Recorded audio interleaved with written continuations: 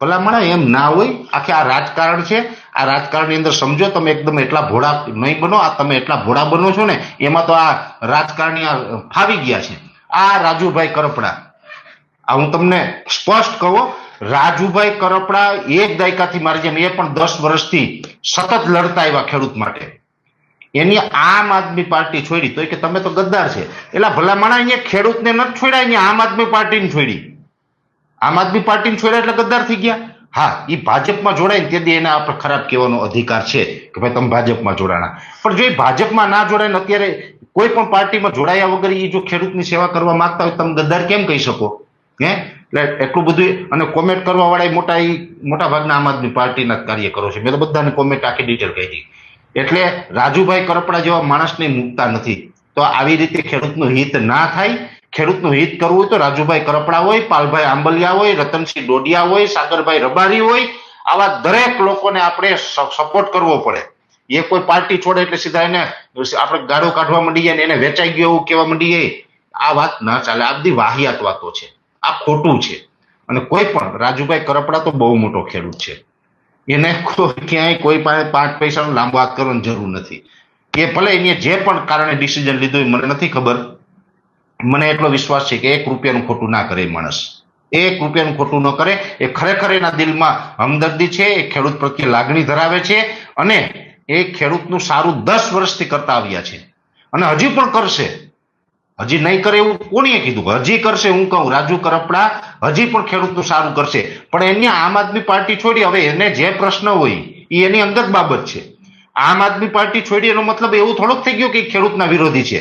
કે આમ આદમી પાર્ટી હોય, કોંગ્રેસ હોય કે ભાજપ હોય, આ કોઈ રાજકીય પાર્ટીએ ખેડૂતનો ઠેકો નથી લીધો.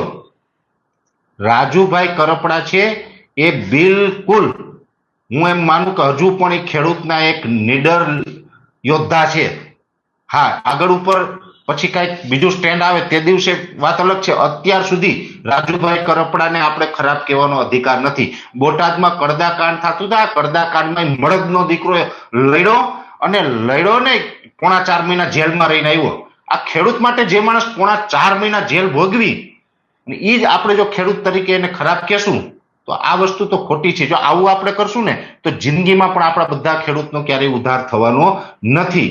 એટલે હજી પણ કહું, રાજુભાઈ કરપડા હોય, પાલભાઈ આંબલિયા હોય, રતનસિંહ ડોડિયા હોય, સાગરભાઈ રબારી હોય, એક આપણે ભાઈ ગજેરાભાઈ છે, કિસાન સંઘર્ષ સમિતિ છે, ગુજરાત કિસાન સંઘર્ષ સમિતિ, દયાભાઈ ગજેરા, એ પણ ખેડૂત માટે બહુ સારું કામ કરી રહ્યા છે. આવા જે લોકો લડે છે ને એને સપોર્ટ આપો. સપોર્ટ ન આપી શકીએ તો આપણે ઘરે બેસાય, શાંતિ રખાય, પણ એવા માણસનું મોરલ નહીં તોડો. આ દરેક ખેડૂત ભાઈઓને મારી 2 હાથ જોડીને વિનંતી છે. ખેડૂત માટે લડે છે ને એને સહકાર આપો. સહકાર ન આપો તો કઈ નહીં, કમસે કમ એને ગાળો આપવાનું બંધ કરી દે તો ઘણું છે આપણા માટે. તમને સસ્પેન્ડ કરી દેવામાં આવ્યા છે, શું કારણ હોઈ શકે? રાજુભાઈ સાથે રહેવાથી. રાજુભાઈ સાથે હતા, બધા ખેડૂત રાજુભાઈ સાથે રહેવાના. સસ્પેન્ડ તમને કોઈનો ફોન આવ્યો હતો કે ફોટા ત્યાં પહોંચ્યા પછી આખી બધી ઘટના કઈ રીતે બની? તમને સસ્પેન્ડનો કોલ આવ્યો કે શું થયું? બિલકુલ કઈ ફોન બોન આવ્યો નથી. રાજુભાઈ સાથે ફોટા જોયા એના માટે સસ્પેન્ડ કર્યા. પણ તમને જાણ કઈ રીતના થઈ? કઈ રીતના સસ્પેન્ડ કર્યા? લેટરથી જાણ થઈ અમને. ક્યારે? કાલે. શું એ લેટર તમે મને બતાવી શકો? હા છે, મોબાઈલમાં બતાવો. રાજુભાઈ સાથે રહેવાથી જ તમને સસ્પેન્ડ કરવામાં આવ્યા? રાજુભાઈ સાથે રહેવાથી. તમારું ગામ કયું? ખાટડી, મૂળી તાલુકાનું. તમે અહીં આવ્યા છો રાજુભાઈ માટે, શું કહેશો? ખેડૂતો છો તો રાજુભાઈ આપમાંથી રાજીનામું આપ્યું છે, ત્યાર પછી ખેડૂતોના મંતવ્યો શું છે? ખેડૂતોના મંતવ્ય એ જ છે કે રાજુભાઈ ખેડૂત માટે લડે છે. રાજુભાઈ જે જગ્યાએ હશે ત્યાં જ ખેડૂત હશે. અને વાહણભાઈ જેવું મારું પણ ઈ જ છે. એ નામ આપ્યું નહીં કદાચ કે વાહણભાઈને સસ્પેન્ડ કર્યા, એને હારે મને સસ્પેન્ડ કરવામાં આવ્યા. આમ આદમી પાર્ટીમાં અમે 2 સુરેન્દ્રનગર જિલ્લાના પ્રભારી હતા અને અમને હજી પક્ષે કાંઈ જાણ કર્યા વગર રાજીનામા એમને જાતે મોકલી દીધા. તમે કોઈ સામે સવાલ કે ન કર્યો કે કારણ સવાલ શું? ન કર્યો, એમને સસ્પેન્ડ કરી દીધા તો સવાલ કરવાનો કોઈ મતલબ જ નથી. 2 મહિના જેલમાં સાથે જ હતા. હા. અને આજે આગળ જ રાજુભાઈ સાથે રહેવાના જ છીએ. તમે બંને જેલમાં હતા આંદોલનના કારણે, આમ આદમી પાર્ટીના ચહેરાઓ હતા, જેલવાસ ભોગવ્યો છે, છતાંય તમને સસ્પેન્ડ કરી દેવામાં આવ્યા. રાજુભાઈ સાથે રહેવાના જ છીએ અને હતા એને રહેશું તે. અને અમારે સારું છે, પક્ષે અમને જાણ કર્યા વગર રાજીનામું આપી દીધું. અમારે રાજીનામું દેવું ન પડ્યું. પક્ષે અમને બોલાયા વગર જાણ કર્યા વગર આપી દીધું. અમારા માટે બરોબર જ છે. અને હવે રાજુભાઈ જ્યાં જશે અહીંયા ખેડૂત એમના સાથે જ છે, એમના હારે જ કાયમ રહેવાના. શું કહેશો? પહેલા તો બેન તમારો ખૂબ ખૂબ આભાર. તમે જે કવરેજ કર્યું કડદાકાંડથી અને ફૂલ ખેડૂતને તમે જે જાગૃત કર્યા એ બદલ તમારી ટીમનો ખૂબ ખૂબ આભાર કાજલબેન. હું ઉમરડા સીટનો સહપ્રભારી છું આમ આદમી પાર્ટીમાંથી. હું સ્વેચ્છાએ રાજીનામું આપું છું, કારણ કે રાજુભાઈએ 6-7 વર્ષથી જે ખેડૂત માટે કામ કર્યા અને કોઈને કાંઈ મળતું નહોતું, અને રાજુભાઈએ બધાય ખેડૂતને સહાય દેવાની જે કાંઈ જીમનીથી કામ થાય એ કરે છે. રાજુભાઈ એકલા નથી, આજે બધા અમે જે આગેવાનો ભેગા થયા એ રાજુભાઈના સપોર્ટમાં ભેગા થયા. રાજુભાઈ જ્યાં છે ત્યાં અમે છું. અરે રાજુભાઈ ભાજપમાં જશે તો ગમે ત્યાં હોય એ ખેડૂત છે, એમ એની પાછળ છે, બરોબર. એને જે ખેડૂતના કામ કર્યા ને હજી કરશે જ કામ. પણ ક્યાંક ને ક્યાંક નારાજગી તો ભાજપને લઈને હતી ને, એટલા માટે આંદોલનો થતા, કારણ કે ભાજપ જે છે એ ખેડૂતોને જોઈએ એ પ્રમાણે વળતર નહોતું મળતું. એટલે ખેડૂતો ક્યાંક ને ક્યાંક રાજુભાઈને સમર્થન કરવાવાળા ખેડૂતો તો એ હતા કે જેમને પ્રશાસનથી નારાજગી હતી. તો પછી હવે ભાજપમાં જોડાશે છતાંય તમે લોકો સાથે, એનું કારણ શું? રાજુભાઈના વિશ્વાસથી, એના ઉપર પૂરેપૂરો વિશ્વાસ. એ પહેલા જે હતા એ જ રાજુભાઈ છે ને હજી એ જ રહેશે. પક્ષ પલટો થવાથી રાજુભાઈ નથી બદલવાના, તમારું હા, કહેવું છે? પક્ષ પલટો ગમે એવો થાય તો રાજુભાઈ નહીં બદલાય, એ અમારી ગેરંટી છે. આવનારા સમયમાં શું પ્રોગ્રામ છે હવે? એ નિર્ણય લેશે એ અમારા શિરોમાન્ય બેન. રાજુભાઈ જ્યારે જેલમાંથી છૂટ્યા છે ત્યાર પછી કોઈ સભાનું કે રેલીનું આયોજન નથી થયું, તો શું ટૂંક સમયમાં કોઈ રેલી કે સભાનું આયોજન કરવાનો કાર્યક્રમ છે? રાજુભાઈ જ્યારે પણ સૂચના આપશે કે રેલી કે મીટિંગ કરવાની સભાની, ત્યારે અમે બધા ખેડૂતો રાજુભાઈની સાથે જ છીએ અને હતા અને ભવિષ્યમાં પણ રહીશું. જ્યારે તારીખ જાહેર કરે ત્યારે અમે નીકળી પડશું. ખાસ કરીને વીજ લાઈન મુદ્દે સુરેન્દ્રનગરના ખેડૂતો પણ હેરાન પરેશાન છે, તો વીજ લાઈન મુદ્દે હવે આવનારા સમયમાં શું તમારું આયોજન છે? કંઈ વીજ લાઈન મુદ્દે જે કંઈ ખેડૂતોના પ્રશ્ન હશે રાજુભાઈને જાણ કરશું, અને રાજુભાઈએ અમને પૂરી ખાતરી આપી છે કે ભવિષ્યમાં જ્યારે પણ જરૂર પડે ત્યારે અડધી રાતે ફોન કરજો, હું તમારી સાથે ઊભું છું. અમને વિશ્વાસ છે ઊભા પણ રહેશે. જી, શું કહેશો?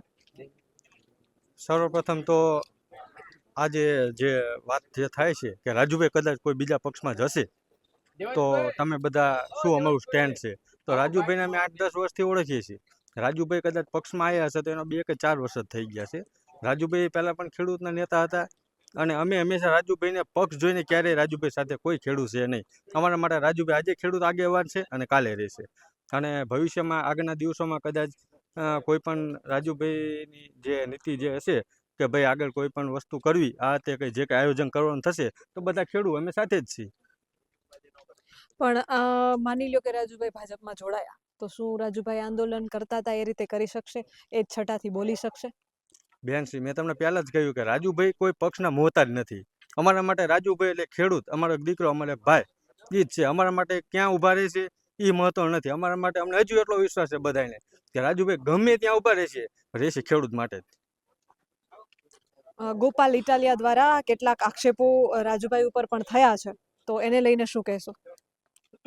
રાજુભાઈ પહેલાં જ વાત કરી કે જ્યાં સુધી તમે કોઈને કામમાં આવો ત્યાં સુધી તમે એના ભરપેટ વેખાણ કરો, અને ત્યારબાદ જો કદાચ એ વ્યક્તિને તમારી સાથે અથવા તો કોઈ પણ કારણસર જ્યારે એને ના ફાવે જતા રહે, એટલે દરેકની માનસિકતા સતી થાય જ છે. અત્યાર સુધી રાજુભાઈ એમના માટે ભગતસિંહ હતા, ક્રાંતિકારી હતા. આજે ગોપાલભાઈ માટે એ સારા નથી, એટલે આ તો એક સામાન્ય છે. અને અમે કોઈ પણ ખેડૂતો એ એમની કોઈ પણ વાતનું મન ઉપર લેતાય નથી, અને એના અનુસંધાને હું પણ મૂળી તાલુકાની સીટનો પ્રભારી હતો, અને જ્યારે ખબર પડી કે રાજુભાઈ ઉપર આવા કોમેન્ટો ઉપરથી કરવામાં આવે છે, રાજુભાઈ જ્યારે રાજીનામું મૂક્યું ત્યારે કોઈ પણ પક્ષ કે પાર્ટી ઉપર એમને ક્યારેય કોઈ શબ્દ બોલ્યા નહોતા. તેમણે હંમેશા એમનો ઉપકાર માનીને કહ્યું હતું કે હું આજ સુધી આટલી સેવા કરીશ. પણ ત્યારબાદ જે સ્પેશિયલ એક વ્યક્તિ દ્વારા જ્યારે એમની ઉપર ટાર્ગેટ કરવામાં આવ્યા, ત્યારે અમે દરેક ખેડૂતોને અને જે પક્ષની અંદર મેં જોડાયેલા હતા એ લોકોએ અમે સ્વેચ્છાએ વિડીયો મારફતે રાજીનામું આપ્યું છે કાલે જ. સામાન્ય રીતે એક સિક્કાની બે બાજુ હોય છે. ગોપાલભાઈએ જે રીતે રાજુભાઈ ઉપર આક્ષેપ કર્યા અને રાજુભાઈએ જે રીતે ગોપાલભાઈ ઉપર આક્ષેપ કર્યા કે રાજુભાઈનું સામાન્ય રીતે કેસમાં પણ નામ આવી રહ્યું છે કે ક્યાંક ને ક્યાંક એમના ઉપર દબાણ હોય એવા પણ દાવાઓ થઈ રહ્યા છે કે દબાણના કારણે રાજુભાઈએ રાજીનામું આપ્યું છે, તો શું એવું હોઈ શકે? જો બેન, ગોપાલભાઈને ખબર હતી કે રાજુભાઈ આગળ કેસ કાંઈ 2 દિવસનો તો છે નહીં, આ કેસ એમને 8-10 વર્ષ જૂનો છે અને દરેકને ખબર હતી કે કેસ ચાલુ જ છે આ તે. પણ અત્યારે જ્યારે રાજુભાઈ જ્યારે પાર્ટીમાં નથી ત્યારે આવા આક્ષેપ કરવા એમને શોભતું નથી. અને આવનાર સમયમાં ખેડૂતો એમની સાથે છે. તમે ટૂંક સમયમાં જ્યારે અમે આયોજન કરીશું ત્યારે તમને દેખાશે. શું આયોજન કરવાનું છે? જોઈએ છીએ હવે આગળ રણનીતિ શું થાય છે. રાજુભાઈને કદાચ જરૂર પડશે, કહેશે કે ખેડૂતો શક્તિ પ્રદર્શન કરે તો એના માટે ખેડૂતો તૈયાર છે.